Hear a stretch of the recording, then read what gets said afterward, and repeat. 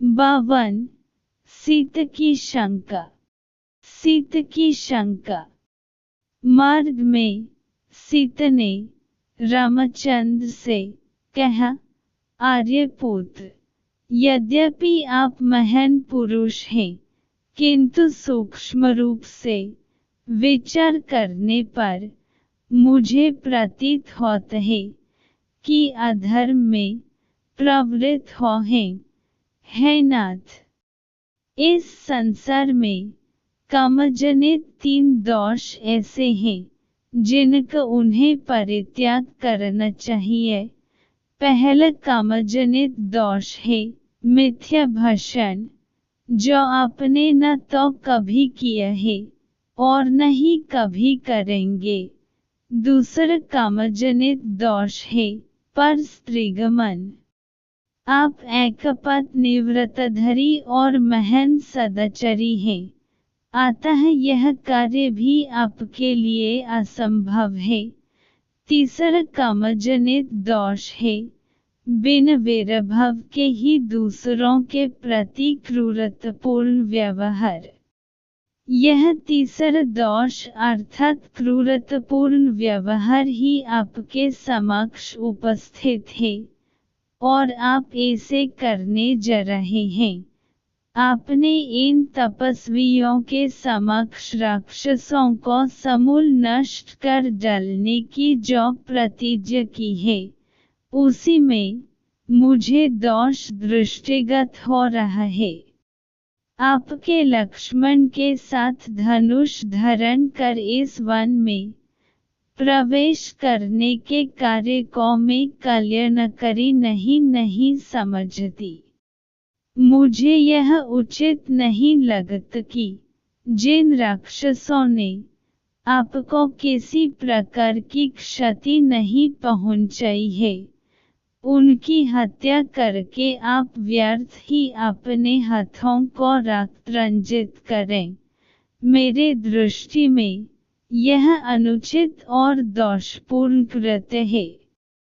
महाबाहो, पूर्व काल में किसी पवित्र वन में ईश्वर की आराधना में तल्लीन रहने वाले एक सत्यवादी एवं पवित्र ऋषि निवास करते थे। उनकी कठोर तपस्या से इंद्र भयभीत हो गए और उनकी तपस्या को भंग करना चाहा। एक दिन योद्धा का रूप धारण कर इंद्र ऋषि के आश्रम में पहुंचे और विनयपूर्वक अपना खड्ग उस ऋषि के पास धरोहर के रूप में रख दिया। ऋषि ने उस खड्ग को लेकर अपनी कमर में बांध लिया जिससे वह खो न जाए।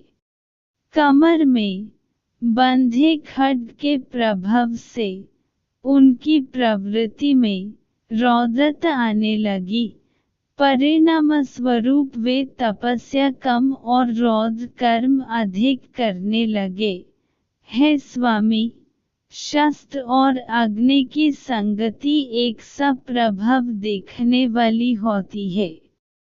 आपकी यह भीषण प्रतिज्ञा और आप दोनों भाइयों का निरंतर धनुष उठाए फिरना आप लोगों के लिए कल्याणकारी नहीं है। आपको उन निर्दोष राक्षसों की हत्या नहीं करनी चाहिए जिनका आपके प्रति कोई बैर भाव नहीं है। बिना शत्रुता के किसी की हत्या करना लोक में निंदा का कारण भी बनती है। हे नाथ, आप ही सोचिए, कहन वन का शांत तपस्वी अहिंसामय जीवन और कहन शस्त्र संचलन, कहन तपस्या और कहन निरीह प्राणियों की हत्या, ये परस्पर विरोधी बातें हैं। आपने वन में आकर तपस्वी का जीवन अपनाया है, इसलिए उसी का पालन कीजिए। सनातन नियम यही है कि बुद्धिमान लोग कष्ट सहकर भी अपने धर्म की साधना करते हैं। मैं नरिसुलभ चपलता के कारण ही मैं आपको धर्म का यह उपदेश दे रही हूँ, अन्यथा किसमें सामर्थ्य है जो आपको धर्म का उपदेश दे। सीता के वचनों को सुनकर राम बोले, सीते, जो कुछ तुमने कहा है वह सर्वथा उचित है। मेरे कल्याण की दृष्टि से ही तुमने यह बात कही है, किंतु हम लोगों के धनुष धारण करने का एकमात्र प्रयोजन आर्यों की रक्षा करना है। यहाँ निवास करने वाले ऋषि मुनि और तपस्वी राक्षसों के कारण अत्यंत दुखी हैं। वे उनसे अपनी रक्षा चाहते हैं और इसके लिए उन्होंने शरणागत होकर मुझसे प्रार्थना की है। उनकी रक्षा के लिए ही मैंने प्रतिज्ञा भी की है। क्षत्रिय का धर्म ही असहाय और दुखियों की रक्षा करना है। ऋषि मुनि और ब्राह्मणों की सेवा तो मेरा कर्तव्य है। फिर मैं तो उन्हें वचन भी दे चुका हूँ। क्या तुम्हारे विचार से यह उचित है कि मैं उस प्रतिज्ञा को भंग कर दूं? तुम यह कदापि नहीं चाहोगी कि मैं प्रतिज्ञा भंग करके झूठ कहलाऊं, क्योंकि तुम जानती हो कि सत्य मुझे प्राणों से भी प्रिय है और अपनी प्रतिज्ञा का पालन करने के लिए तुम्हारा और लक्ष्मण का परित्याग भी कर सकता हूँ। मैं अपने प्राण का त्याग कर सकता हूँ, किंतु अपनी प्रतिज्ञा को मिथ्या सिद्ध नहीं होने दे सकता। फिर भी जो कुछ तुमने कहा उससे मैं बहुत प्रसन्न हूँ। इसके पश्चात उन लोगों ने अगस्त्य मुनि के दर्शन के लिए प्रस्थान किया, किंतु उन्हें उनके आश्रम का पता नहीं चल पाया। अनेक ऋषि मुनियों के दर्शन करते तथा वनों में भ्रमण करते हुए 10 वर्ष व्यतीत हो गए। इस अवधि में उन्होंने अलग अलग स्थानों में 1-2 वर्ष तक कुटिया बनकर निवास किया।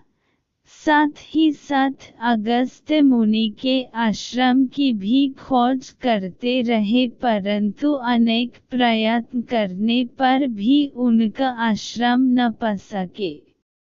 अंततः वे पुनः सुतीक्ष्ण मुनि के आश्रम में आए और बोले, हे महर्षि, मैं विगत 10 वर्ष से वन में भटककर महर्षि अगस्त्य के आश्रम की खोज कर रहा हूँ, किंतु अभी तक उनके दर्शनों का लाभ प्राप्त नहीं कर सका हूँ।